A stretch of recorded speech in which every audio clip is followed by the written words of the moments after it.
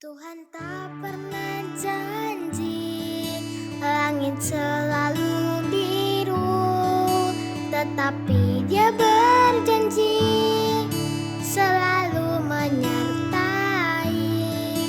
Tuhan tak pernah janji jalan selalu rata, tetapi Dia berjanji berikan kekuatan.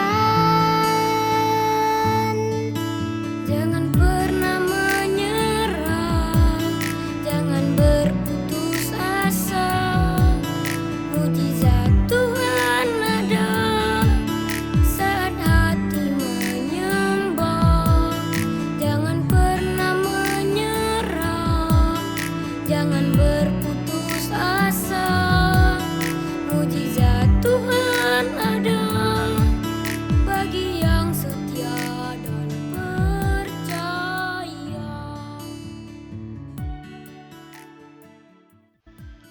Saudara-saudariku yang terkasih, teks Injil yang kita renungkan pada kesempatan ini adalah Injil Markus pasal 6 ayat 34 sampai 44. Mukjizat penggandaan 5 roti dan 2 ekor ikan untuk memberi makan 5.000 orang laki-laki, belum termasuk lainnya, adalah salah satu dari sekian kisah karya mukjizat Yesus Kristus dalam teks Injil yang cukup dikenal oleh jemaat Kristen dahulu dan juga saat ini. Mulai dari antara jemaat dewasa hingga anak-anak bina iman atau sekolah minggu, sangat akrab dengan kisah tersebut. Sayangnya, kisah yang syarat dengan pesan teologis tersebut lebih sering dijelaskan dalam kaitan dengan rasa kagum semata.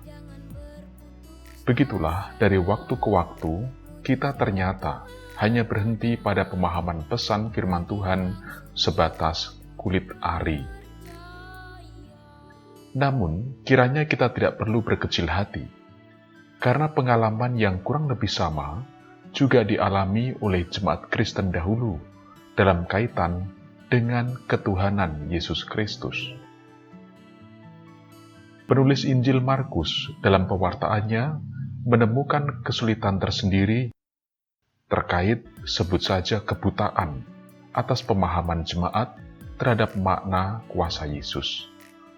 Bahkan dalam Injil Markus, ini dibahas mulai bab 6 sampai bab 8. Bagi kita di zaman ini, sebenarnya persoalan dalam Injil Markus, khususnya di teks yang kita dalami, ini sungguh menarik untuk dipahami lebih mendalam. Sebab bukan tanpa alasan. Karena kalau di bab pertama sampai dengan kelima, Injil Markus menunjukkan mukjizat dan kuasa Yesus itu dalam kaitan dengan kekuatan semesta, yaitu setan, angin taufan, badai, penyakit dan kematian, dengan tujuan agar jemaat Kristen lalu menanggapinya dengan penuh rasa percaya, bukan dengan rasa takut atau gemetar. Sedangkan mulai bab ke-6, penulis Injil Markus memberi tekanan baru pada makna dari setiap mukjizat dan kuasa Yesus. Seperti tertulis dalam teks Markus pasal 6 ayat 34 sampai 44 dan selanjutnya. Kuasa dan mukjizat Yesus yang adalah Tuhan coba dijelaskan dengan menghubungkannya pada makanan atau sumber hidup manusia. Namun, bersamaan dengan penggambaran itu juga, tetaplah ditemukan kesulitan di antara orang Kristen dalam memahami ketuhanan Yesus yang dihubungkan dengan roti atau makanan. Mungkin ini karena ada sikap menganggap remeh dan kemudian jadi meremehkan.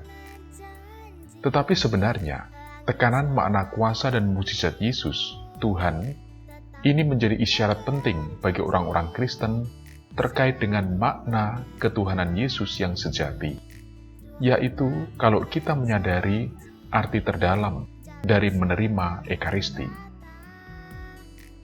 Penulis Injil Markus menegaskan bahwa Ekaristi adalah peringatan dan penghadiran kembali persatuan jemaat dengan Tuhan Yesus yang bangkit dan yang menuju kemuliaannya melalui sengsara dan kematiannya. Tekanan pesan ini ditunjukkan oleh penulis Injil dalam tindakan Yesus yang menengadah dan mengarahkan pandangannya ke langit dan mengucap berkat, memecah-mecah roti, serta memberikannya kepada para murid untuk dibagikan kepada orang banyak. Jemaat Kristen disadarkan akan pengalaman kuasa dan mukjizat Tuhan Yesus yang sama juga terjadi di masa kini dalam Ekaristi. Kesimpulan pesannya begini: kuasa Tuhan Yesus yang tampak dalam pelayanan, yaitu memberi makan atau memberi sumber hidup bagi orang-orang yang kelaparan. Yang dimaksud adalah mereka yang susah dan menderita dalam hidup, tetaplah terjadi dan benar-benar bisa dialami saat ini dan selamanya oleh orang-orang yang percaya. Ketika kita yang lapar, baik secara jasmani dan rohani, dan berbeban berat dalam hidup, datang kepadanya untuk memohon kemurahannya, kita semua diperbolehkan mengambil bagian, bahkan melalui remah-remah melimpah dari rezeki yang disediakan Tuhan. Allah memberi makan atau memberi rezeki kekal kepada umatnya dalam Ekaristi.